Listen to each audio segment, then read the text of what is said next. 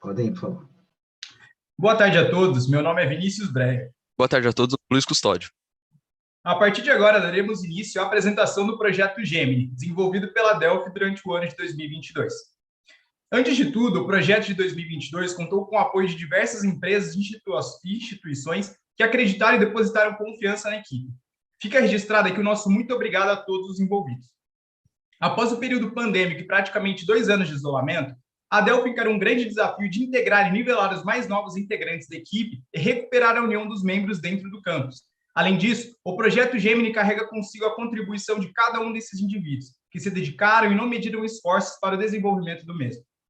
A transição do projeto Sirius 2021 para o projeto Gemini se iniciou com uma análise crítica em termos de organização de equipe e desenvolvimento do projeto, provinda dos próprios membros e posteriormente os feedbacks dos jurados da comissão. Em seguida, as pontuações da equipe em 2021 foram analisadas e contrastadas com as de outras equipes, a fim de identificar pontos estratégicos de melhoria. A partir de todos esses dados, foi realizada uma análise SWOT, onde aspectos como forças, fraquezas, oportunidades e ameaças da equipe foram identificados. Com isso, foi possível combinar os pontos fortes da equipe com aqueles que ainda podem ser melhorados, elaborando um planejamento estratégico, o qual direcionou as atitudes da equipe ao longo do ano. Portanto, incrementando esse planejamento, novos métodos e ferramentas computacionais, demos início ao projeto Gemini, sempre buscando uma evolução contínua da equipe.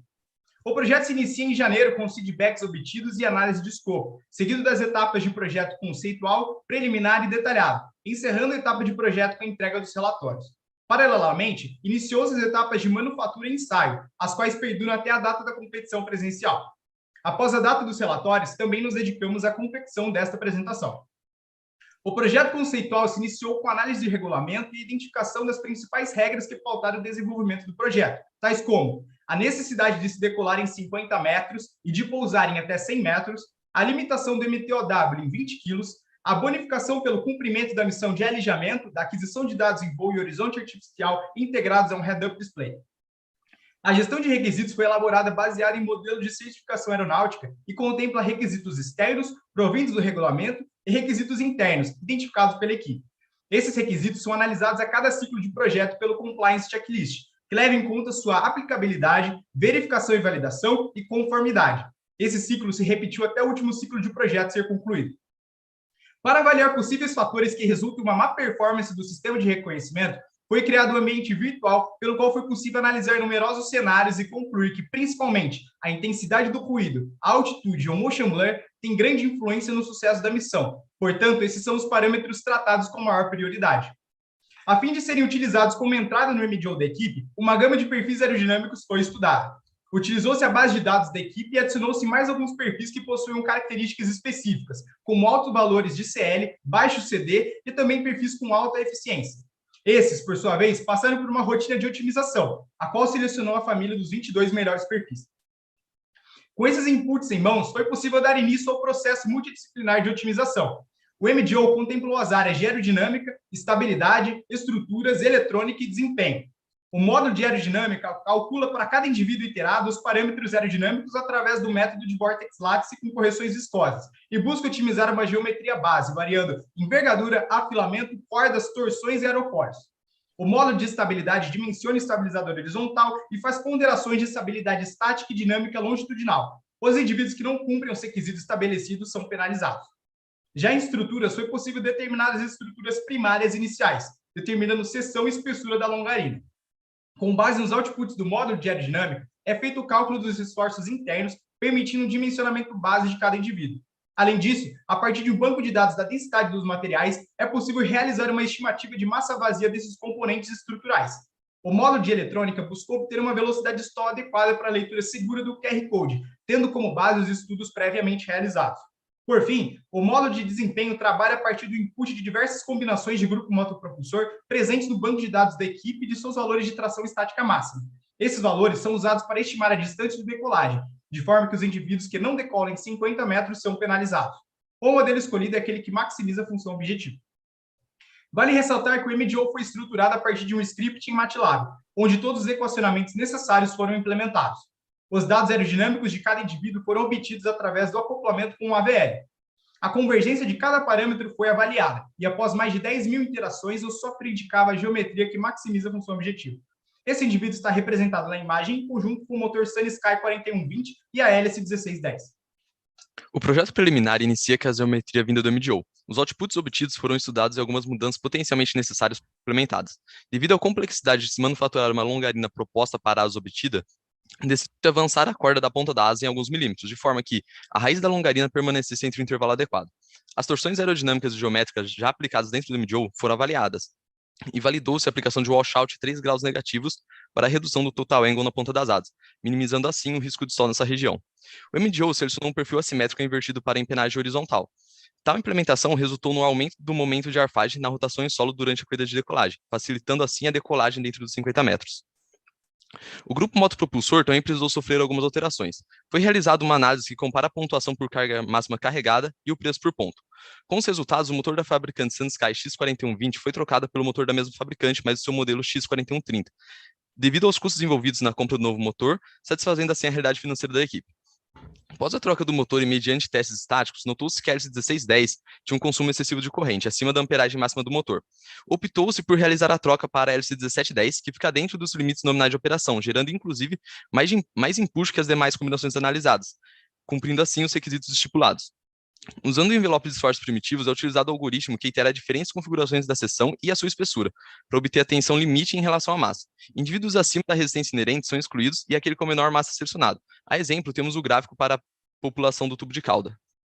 O projeto detalhado se inicia com o estudo da missão de alijamento. Diversas configurações e possibilidades de encaixe das bolas de tênis na aeronave foram avaliadas, dentre as quais o posicionamento em pilones acoplados à longarina se mostrou a configuração mais confiável. Além disso, a escolha se baseou nos seguintes parâmetros: a minimização do arrasto gerado pela combinação, a menor influência no controle lateral-direcional no pós-alijamento e um posicionamento que exigisse baixo esforço estrutural da aeronave. A partir de simulações aerodinâmicas em CFD envolvendo os perfis aerodinâmicos, a geometria da asa e a aeronave completa, foi possível obter os coeficientes aerodinâmicos e contrastá-los com outras metodologias, garantindo assim maior acuracidade das análises. A polar de arrasto completa da aeronave também foi obtida, considerando situações com e sem efeito solo, dada a proximidade da asa com o chão. Além disso, foi possível ponderar a influência de cada componente principal da aeronave no arrasto total. Também foi levado em conta a redução do CL máximo devido a ondulações na entelagem causada por imperfeições inerentes ao processo de manufatura. Foi constatada uma perda de até 10% desse valor. Logo, seminervuras de balsa foram adicionadas entre nervuras, diminuindo consequentemente o tamanho das ondulações. A definição do diagrama de cargas e rajados, que define os limites máximos e mínimos para os fatores de carga, foram obtidos a partir da norma JVLA, com algumas adaptações para o aeromodelo. Após o dimensionamento primitivo e visando fornecer dados mais confiáveis para estruturas, além do envelope de esforços internos, fez-se a distribuição pontual por nervura, além da distribuição de sustentação, esforço cortante e momento fletor ao longo da semi-envergadura da asa. Tal processo se estendeu para a superfície da empenagem. No gráfico, vemos para o estabilizador vertical e para o estabilizador horizontal, que se trata de um perfil assimétrico e invertido. O pré-dimensionamento serviu como agente inicial para as análises paramétricas, que foram aplicadas na estrutura da asa, empenagem e fuselagem, visando sempre a redução de massa. A margem de segurança também foi determinada para os valores adequados para o projeto, garantindo a confiabilidade e a segurança. Para a verificação mais aprofundada das juntas da aeronave, foi realizada uma investigação das tensões de ambos os componentes de encontro.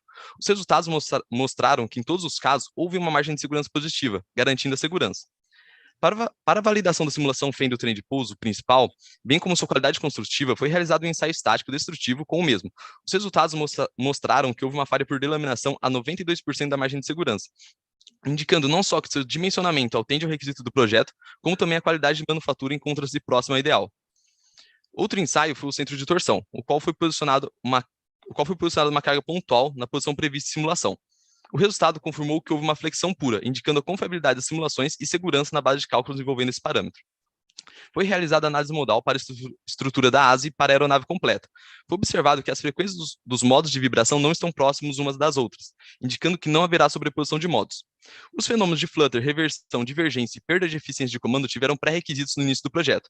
Após análise detalhada, encontrou-se que os parâmetros obtidos estão fora do envelope de voo, garantindo uma margem segura para a operação da aeronave no quesito que tange os fenômenos aeroelásticos. Em estabilidade estática, foram analisados parâmetros de estabilidade longitudinal e lateral-direcional. Todos os requisitos foram cumpridos e a aeronave foi considerada estável.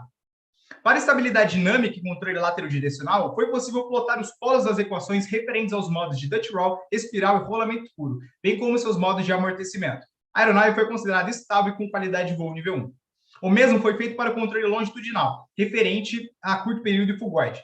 Também para esses modos, foi possível classificar a aeronave como qualidade de voo nível 1. Foi analisada a corrida de decolagem para a condição de CG o mais dianteiro possível, condição crítica para essa fase de voo. A análise consistiu no algoritmo interativo que separa as fases da decolagem, até o momento que a aeronave atinge sua velocidade de lift-off, obtendo-se uma distância inferior a 50 metros. A missão de alijamento foi analisada dentro das fases de voo. Para tal, foi interpretada como uma descida tracionada da aeronave, obtendo a velocidade necessária para sua passagem pelo QR Code, bem como sua altura em relação ao solo. Também foi estipulada a distância horizontal necessária para chegar na altitude-alvo. É uma função em função da altitude inicial, com a variação de 3 razões de descida. Após essa descida, haverá um aumento de arfagem da aeronave, e para isso, se analisou as razões de subida para as possíveis condições após a leitura e alijamento das bolinhas. Para a análise de pouso, novamente se dividiu essa etapa para uma melhor análise. Foi considerada a presença de um reversor de forma a visar a bonificação pelo pouso em menos de 100 metros, com a aeronave e seu MTOW. A partir da velocidade de aproximação, calculou-se a distância necessária para pouso, variando a altitude e densidade para a situação mais próxima ao limite almejado pela equipe. O processo de dimensionamento da cablagem foi seguido de acordo com a norma da seção 5 da circular 43.13-B da FAA. E no processo de dimensionamento dos servos, obteve-se inicialmente a diferença entre o erro e a carga disponível testada e a informada no datasheet, ficando dentro de um valor aceitável, demonstrando que a carga disponível é suficiente para as cargas exigidas. Para o caso mais crítico, no aileron, chegando a 85% da carga disponível. Para avaliar a autonomia do GMP, foi realizado um ensaio de descarregamento do pack de bateria utilizado, considerando que a corrente máxima suportada pelo GMP e a tensão de cada célula. Verifica-se que somente após 2 minutos há uma redução no empuxo devido à potência do ESC, uma medida de segurança quando esse atinge 100 graus Celsius. Entretanto, a potência máxima do ESC é utilizada somente em algumas fases críticas e por curtos intervalos de tempo, como na decolagem e subida. Logo, o intervalo foi considerado seguro. Foi testada a autonomia do sistema da aeronave, estando todos dentro do limite previsto no tempo de operação. O sistema embarcado da aeronave foi subdividido em 4 subsistemas, um responsável pela aquisição de dados com o Arduino dos sensores, outro para a videotransmissão, um dedicado ao reconhecimento da imagem, composto por uma câmera e um Raspberry, e por fim um subsistema responsável pelo alijamento da bolinha após a leitura do QR Code. A aquisição de dados em tempo real da aeronave tem seus parâmetros mostrados em um head-up display, juntamente com o horizonte artificial transmitido pela câmera FPV. Para permitir facilitar a aquisição e visualização de dados inside de bancada e em voo, foi desenvolvida uma interface em Python, como mostrado no slide. Ela possui uma taxa de aquisição média de 20 Hz e utiliza-se de painéis para apresentar as informações desejadas. Esse ano, foi possível aferir algumas características da antena comercial em laboratório, comprovando que são inferiores às anunciadas. Para maior confiabilidade do sistema de videotransmissão, decidiu-se por projetar uma nova antena própria, aprimorando o modelo de 2021. A Delphi CPET destaca-se pelo maior ganho obtido em relação ao modelo precedente, como é mostrado na imagem. A geometria dos pilones para alijamento sofreu uma evolução e foi otimizada ao longo do projeto, e seu formato final ilustrado na imagem no canto inferior direito. Devido a essa complexa geometria e a baixa carga estrutural sofrida, os pilones foram confeccionados através de manufatura aditiva em ABS. A escolha desse material levou em consideração parâmetros como a densidade, temperatura de transição vitro e facilidade de impressão. Após a decodificação do QR Code, os servos correspondentes são acionados pelo Raspberry B, movendo o arame que prende a bola. O projeto Gemini também contemplou o enorme desafio de tirar o projeto do papel. E, para isso, a equipe precisou recapitular os conhecimentos já adquiridos pela equipe até o ano de 2020 e transmiti-los aos novos membros. Para garantir precisão e repetibilidade, processos como laminação a partir de moldes de compensado naval, controle dos processos com balde de vácuo e uso de gabaritos de montagem foram utilizados, visando sempre aproveitar da melhor maneira possível os equipamentos disponíveis para fabricar os componentes da aeronave, garantindo a fidedignidade do projeto. Dessa forma, concluímos a apresentação do projeto Gemini para a 24ª competição SAI Brasil Aerodesign. Estamos muito orgulhosos com o desenvolvimento da equipe e com os resultados do projeto, fruto de muito esforço e dedicação dos membros envolvidos. A Delphi agradece a atenção de todos e agora abrimos para possíveis perguntas dos jurados.